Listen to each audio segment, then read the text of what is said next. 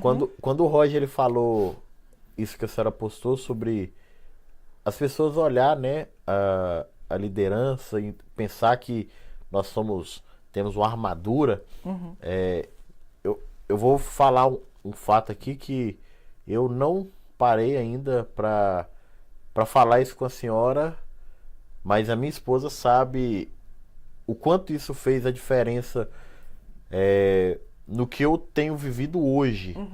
Há quase um ano atrás, eu estava passando por um período de. Eu ia falar isso no final, mas o Roger entrou nesse assunto. Há quase um ano atrás, eu estava passando por um período de fraqueza. Um período onde eu cometi um erro, não estava me sentindo bem, fraquejando, e a minha vontade era parar a caminhada. E às vezes a gente estava no culto e tem dias que a gente quer uma oração. Às vezes a gente ora por tantas pessoas.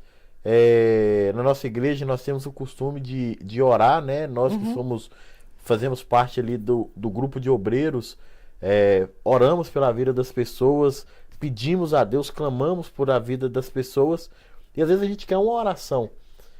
E às vezes eu ficava assim, eu ia pro culto e eu só queria que alguém orasse por mim, porque por fora eu tava talvez sorrindo, brincando com as pessoas, mas por dentro o coração tava assim, Quebrado.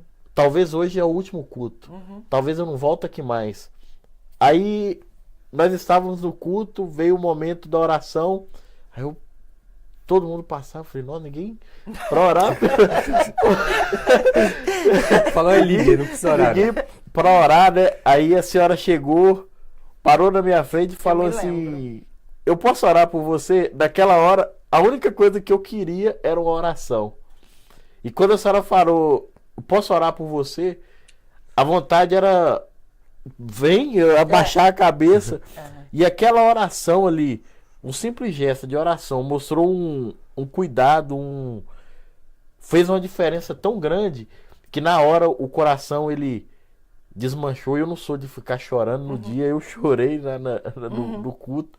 E eu cheguei em casa, eu falei assim, era só a única coisa que eu precisava era uma oração, um abraço, não desiste, eu tô com você. Então assim, hoje eu falo para os nossos ouvintes, eu agradeço a senhora por aquele gesto, agradeço por aquela oração que era a única coisa que eu precisava no momento, era alguém orar, levantar a Sabe mão e aquele orar por momento mim. ali? Para mim, aquele momento ali é um ápice do culto, sabe? E eu já comentei com algumas pessoas na igreja. Quando eu vou orar por uma pessoa, que eu boto a mão no coração, quando eu sinto que eu vou direcionada pelo Espírito Santo de Deus para orar. Eu não vou ali porque eu, tipo assim, vou orar logo para acabar logo aquele momento. Eu não tenho pressa. Mas quando eu boto a mão assim na pessoa ou no coração, eu sinto, sabe? Não sei explicar o que é, mas eu sinto, assim, o sentimento da pessoa. Então, tem horas que aquele momento para mim ali, quando acaba, eu me sento naquele banco, eu estou praticamente sem energia nenhuma. É como se drenasse, sabe? Porque a gente sente, e as pessoas ali, quando elas estão ali, é impossível sair daquele momento sem sentir algo da parte de Deus. Sabe? Porque a oração, ela ainda continua sendo a nossa comunicação com o céu. Hoje eu ouvi algo assim, de um pastor na internet, falando muito interessante, e eu fiquei pensando assim, meu Deus, e não é? Ele falando assim, a igreja estava orando quando Pedro estava preso. A igreja estava orando. A Escritura vai dizer que a igreja estava orando.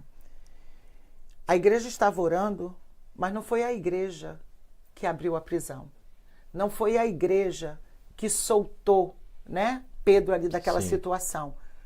Mas enquanto a igreja orava, a igreja foi responsável por buscar um anjo no céu para abrir aquela prisão. Então, esse é o poder que existe para nós. E às vezes nós não tomamos posse desse poder.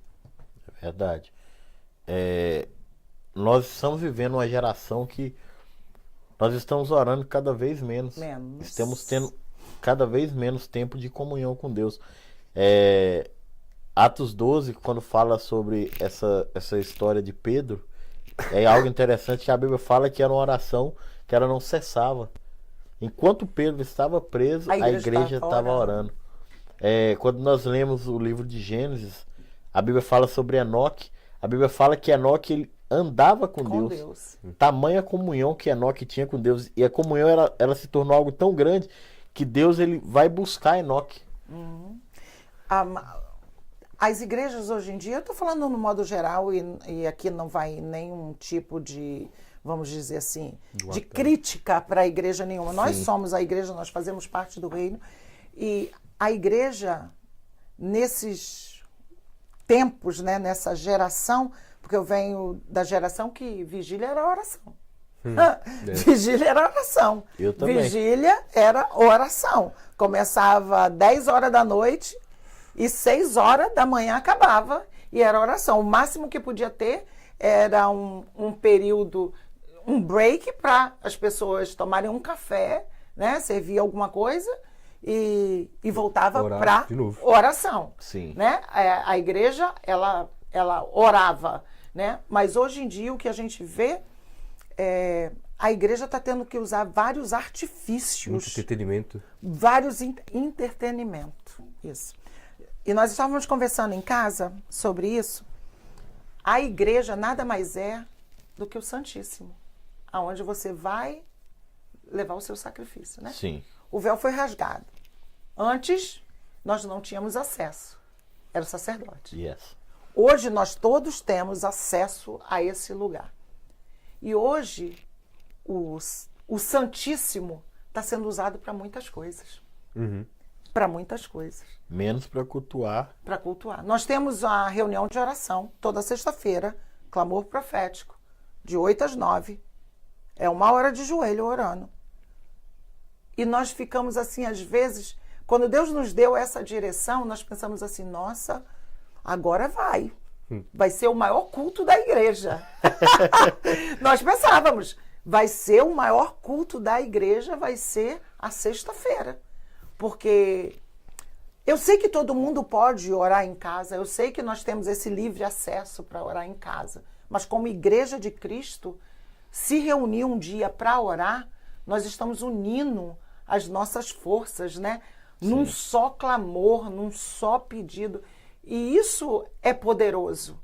A igreja, em Atos 2, né? Atos 12. Ela estava orando e era incessantemente. Enquanto Pedro não saiu, eles não pararam de orar. Né? E hoje em dia você bota o joelho 1 hora, já está doendo. Aí às vezes a gente fica animado, tem reunião de oração que vem 12 pessoas, agora eles entenderam. Aí na outra é eu, o pastor e mais 2 irmãs. Porque as pessoas não estão valorizando isso. Sim. Mas a oração é o grande poder da igreja. A oração, a Bíblia fala que a oração tem muito em seus efeitos, né? Orar é a maior necessidade de um cristão. Jesus, quando ele vai ali para o Getsêmani, ele ora para tirar aquela angústia da alma. E ele chama os discípulos para orar com ele e os discípulos dormem. Quer ver uma coisa? Quem não ora não tem milagre para contar. Quem não ora não tem intimidade com Deus. Quem não ora não tem experiência com Deus. Vive de milagre da internet. Da internet, exatamente. Hoje nós estamos vendo isso. Domingo passado, o pastor César esteve pregando na igreja e ele falou uma verdade. Ele falou assim, cuidado com as verdades que você ouve na internet. Porque são verdades malignas. E às vezes você não sabe discernir. Não sabe. Não sabe discernir. Não tem comunhão com Deus, não tem discernimento do Espírito Santo. Aí você embala. Aí você começa a ouvir, pregador, ai, demais. Nossa, prega muito. E você tem que ser, às vezes, como os berianos. Sim. Isso aí, o podcast aí é bom, viu? Continua você assistindo. Tem que ser. Você tem que ir comprovar dentro da palavra.